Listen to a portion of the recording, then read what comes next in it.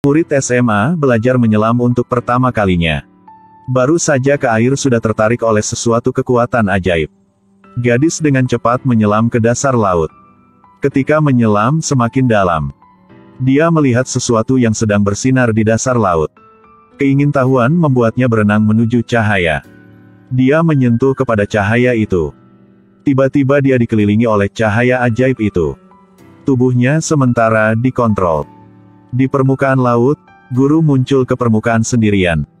Dia berkata kepada Tintin yang ada di perahu. Huyen Mek sudah menyelam. Kedalaman yang bahkan tidak bisa dicapai oleh penyelam profesional. Tintin buru-buru ke air untuk mencari. Pada saat ini, Huyen Mek masih ada di dasar laut. Tubuhnya seperti menyentuh listrik. Selama perjuangan, dia kehilangan kesadaran. Sedetik kemudian tiba-tiba dia membuka mata. Ketika dia sampai di darat, sepertinya dia menjadi orang yang berbeda. Emosi Huyen Mek tampaknya sulit untuk paham. Matanya tanpa henti mengamati sekitarnya. Pada saat yang sama, otaknya dengan cepat beroperasi.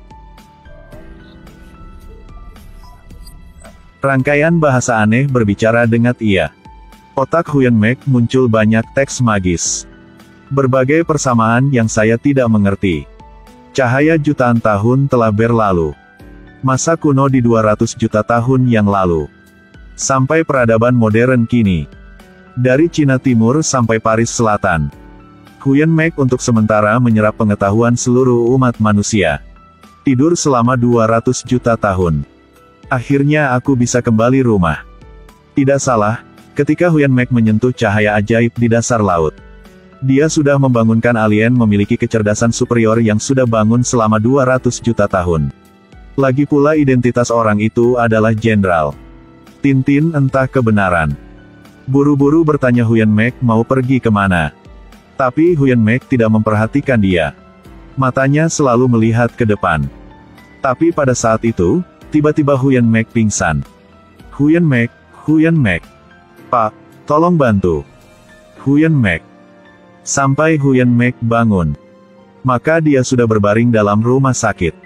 Dokter sedang bersiap untuk melakukan pemeriksaan otaknya. Huyen Mek segera bangkit. Mendorong dokter lalu lari ke teras.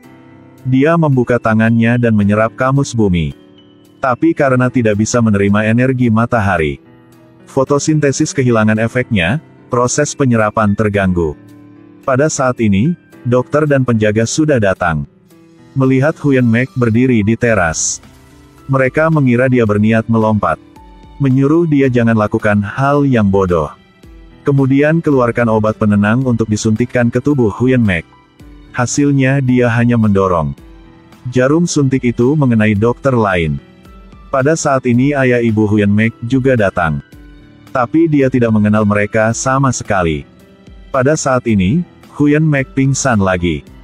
Sampai bangun kembali dia melihat ibunya sedang ada di samping tempat tidur. Dia mengira otak putrinya dimasukkan oleh air. Sehingga menjadi seperti ini. Tapi Huyen Mek berkata kepada mereka. Sekarang struktur intelektual mereka berdua masih belum bisa memahami tingkat ilmu pengetahuan dan teknologi yang saya butuhkan. Tapi sedetik kemudian, dia sudah tampar wajahnya sendiri. Orang tuanya memberinya kue celup. Makanlah. Mencelup baru yang lezat. Huyen Mek dengan ragu-ragu berdiri. Ayah ibunya buru-buru menyuruh dia duduk. Makanlah. Mencelup, ayo celup untuk makan. Akhirnya kamu mau aku duduk atau berdiri?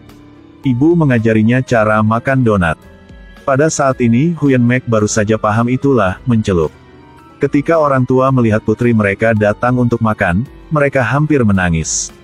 Tapi detik berikutnya, Huyen Mek mengambil baskom untuk minum. Untungnya ibunya mencegah tepat waktu. Ayah buru-buru memberikan gelas air untuknya. Hal ini membuat dia merasa manusia di bumi sangat mengganggu. Sekarang dia sudah sadar. Masih butuh waktu untuk memperbaiki dan menyesuaikan diri dengan kehidupan baru. Dia memutuskan menggunakan identitas Huyen Mek dulu. Mencari cara untuk kembali planet Tin Yet. Adik, selamat keluar rumah sakit. Aku kakak laki-laki kamu, Luke Fuden. Huyen Mek melirik Fuden. Lalu mengamati rumah. Dia merasa struktur rumah ini pada dasarnya tidak mungkin untuk mencegah kebakaran dan juga tidak tahan terhadap tekanan. Rumah ini tidak aman. Luke Fuden setelah mendengarnya segera tertawa. Konon otak adiknya dimasukkan oleh air. Tampaknya sakitnya serius. Mengambil kesempatan orang tuanya keluar, Fuden menggoda adiknya.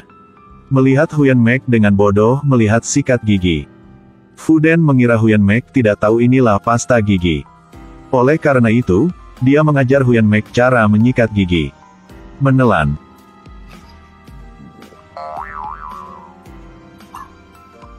Memang bodoh. Huyen Mek tahu dia sudah ditipu. Juga tidak sebanding dengan manusia bumi ini. Dia adalah seorang jenderal yang memimpin lebih dari 300.000 tentara Bima Sakti. Tujuannya kembali rumah di planet Tin Yet. Tapi saat memindai tubuh Huyen Mek, tubuhnya sangat lemah. Oleh karena itu, dia hanya bisa menggunakan kekuatan mental untuk mengkonsolidasikan. Sel-sel dalam tubuh mulai beregenerasi. Kekuatan dengan cepat meningkat. Hal itu membuat dia sangat lapar. Dia membutuhkan makanan tambahan untuk memasok tubuhnya. Huyen Mek memakai mantel dan siap keluar untuk mencari makanan. Fuden tak mau membiarkan dia keluar begitu terlambat. Tapi Huyen Mek hanya mendorong dia sudah jatuh. Pada saat ini, Huyen Mek tertarik oleh daging bakar. Dia pergi ke sebuah warung daging bakar. Dengan cepat tusukan daging bakar dibawa. Dia mencicipi minuman manusia tetapi langsung memuntahkannya. Minuman yang sulit minum seperti itu tapi dicintai oleh manusia bumi. Rasa daging bakar baik. Tapi di meja samping ada beberapa pemuda yang memakai kalung. Melihat seorang gadis makan gading bakar pada tengah malam. Pandangan mereka langsung membidik dia. Huyen Mek tetap entah bahaya akan datang.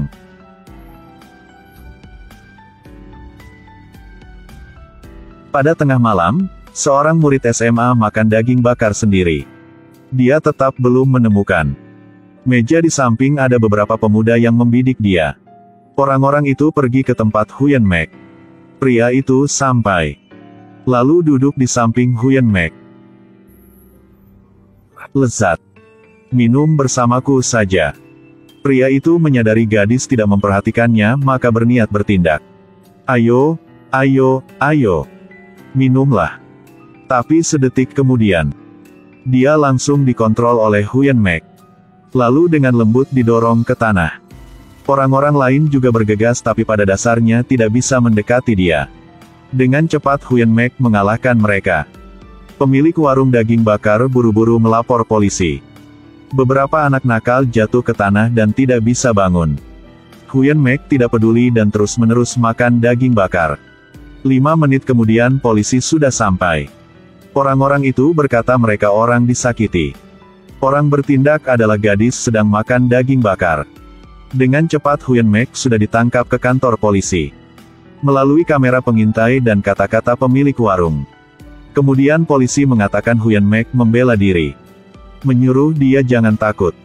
Lalu menyuruh ayah ibunya bisa mengantar dia ke rumah. Tapi Huyen Mek entah nama ayah ibunya dan cara hubungi. Pada saat ini dia tiba-tiba ingat saat di rumah. Tidak sengaja menekan nomor telepon tertentu. Orang itu berkata orang itu adalah Dich Hai Lam. Dich Hai Lam. Tak lama kemudian, Dich Hai Lam sudah datang ke kantor polisi. Setelah berkata Huyen Mek adalah temannya. Polisi membiarkan mereka pulang rumah. Tapi juga memperingati bahwa baru saja SMA tidak bisa mencintai. Teman nama Hai Lam awalnya murid yang baik tidak tahu berkata apapun. Dia menyuruh Huyen Mek jangan hubungi dia. Lagi pula mengeluarkan 100 yuan dan memberikannya kepada Huyen Mek. Sebagai syarat bertukar. Menyuruh dia jauh dia 500 meter. Pada saat ini, Huyen Mek baru saja tahu. Kertas merah dengan bau tinta ini adalah uang. Di planet ini, manusia sibuk untuk mendapat uang. Tapi membuat dia tidak bisa memahami. Dan dia juga tidak mau memahami. Hal yang paling penting baginya adalah kembali planet Tin Yet. Karena itu, dia kembali ke rumah untuk mencoba menggunakan komputer untuk terhubung ke satelit. Melalui sistem jaringan untuk berkomunikasi dengan planet Tin Yet. Tetapi komputer masih jauh dari teknologi ilmiah yang canggih. Itu tidak dapat memenuhi kebutuhan itu. Dia harus mencari laptop yang lebih modern. Tapi dia masih harus menyelesaikan program sekolah militernya yang akan datang. Maka ada waktu untuk melakukan rencana. Tetapi untuk seorang komandan yang memerintah lebih dari 300.000 tentara, hal ini sangat mudah. Dich Hailem mengejek dia tidak tahu cara pegang pistol. Huyen Mek melepaskan tembakan. Lagi pula pukul setiap tembakan. Dich Hailem mengira tidak cocok dengan ilmu. Pada usia 3 tahun, ia mulai berlatih menembak. Sekarang hanya bisa menembak 9 tujuan. Huyen Mek bisa lebih bagus daripadanya. Tapi membuat dia tidak duga adalah tes berikutnya. Meskipun Dich Hailem sangat bagus, tapi bahkan Huyen Mek lari cepat atau melewati jembatan juga lebih bagus daripadanya. Teman-teman sangat terkejut. 49 detik. 49 detik. Antar kita siapa yang paling cepat? Laporkan ke kapten. Tim tercepat kami adalah saya. 50 detik. Kecepatan Huyen Mek telah melampaui kecepatan tentara pasukan khusus. Hal ini membuat teman-teman harus kagum. Tapi Dich Hailem tidak patuh. Sekaligus seorang juk adalah orang cantik Tepin. Sebelumnya mereka adalah titik tengah semuanya. Sekarang tiba-tiba diarahkan kepada Huyen Mek.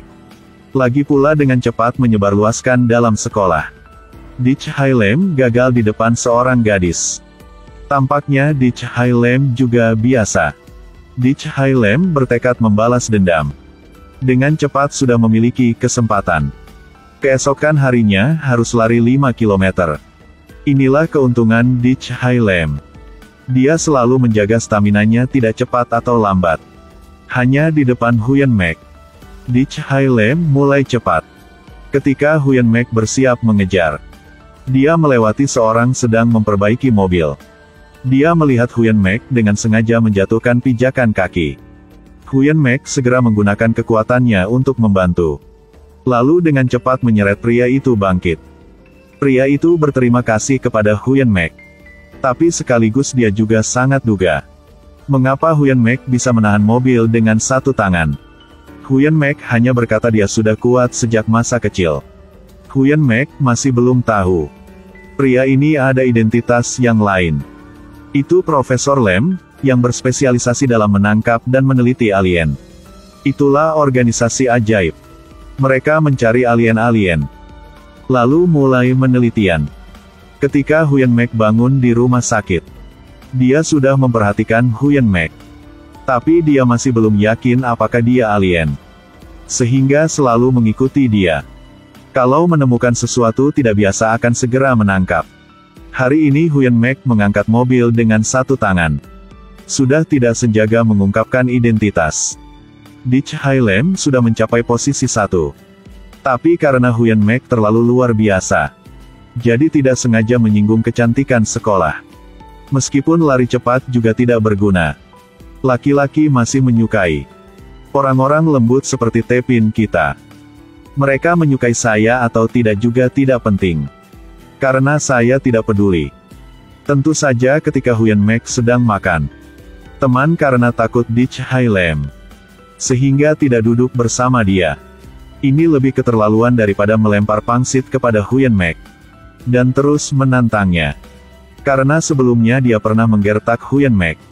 Bahkan menuang air dingin kepada kepala dia. Pada dasarnya Huyen Mek tidak berani bertindak. Tapi tidak duga Huyen Mek berkata, ketika harus bertindak, tidak lepaskan. Ini benar-benar menjengkelkan. Kamu berkata siapa? Li Puong mendengar Huyen Mek berkata dia orang buruk. Berniat meninggalkan segera berbalik.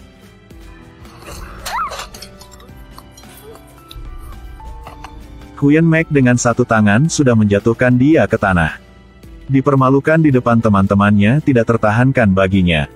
Pergilah. Tapi tindakan Huyen Mek telah menyebabkan hari-harinya gelisah.